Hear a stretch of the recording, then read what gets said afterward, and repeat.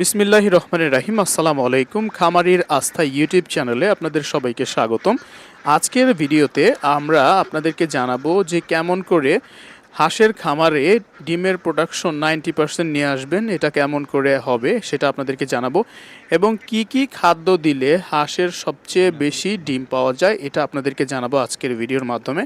সঙ্গেই থাকেন, আমাদের সাথেই থাকুন, শেষ পর্যন্ত থাকুন। জানতে পারবেন আজকের ভিডিওতে অনেক কিছু, অনেক অজানা তথ্য, এবং জানতে পারবেন যারা নতুন খামারি, নতুন উদ্যোক্তা ভাবছেন যে খামার স্থাপন করবেন, আসলে কতগুলো হাঁস দিয়ে খামার করলে ভালো হবে, হাঁসের কি কি রোগ হয়ে থাকে এই বিষয়ে আপনাদের তো খুব বেশি একটা ধারণা নেই। যারা নতুন শুরু করেছেন তাদের জন্য আজকের এই ভিডিওটিতে নানান তথ্য থাকছে।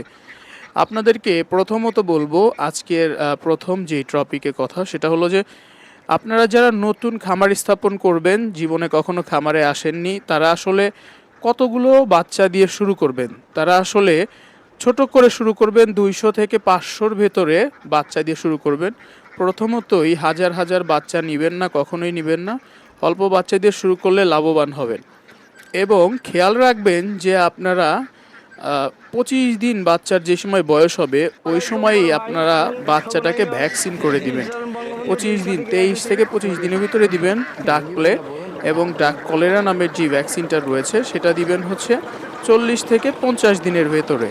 তাহলে আপনার হাঁস খামারে ওইরকম রোগের আর বেশি একটা রোগের আশঙ্কা থাকবে না।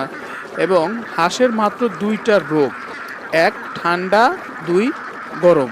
মানে এরা ঠান্ডা আর গরম এই দুইটা সহ্য করতে পারে না। অতিরিক্ত গরমে ঠান্ডা লাগে, আবার অতিরিক্ত ঠান্ডায় ঠান্ডা লাগে। এর জন্য হচ্ছে হাঁসকে সবসময় চেষ্টা করবেন যে সুন্দর পরিপাটি জায়গায় রাখার জন্য, এবং চেষ্টা করবেন যে তাদেরকে সঠিক পরিমাপে খাবার দেওয়ার জন্য।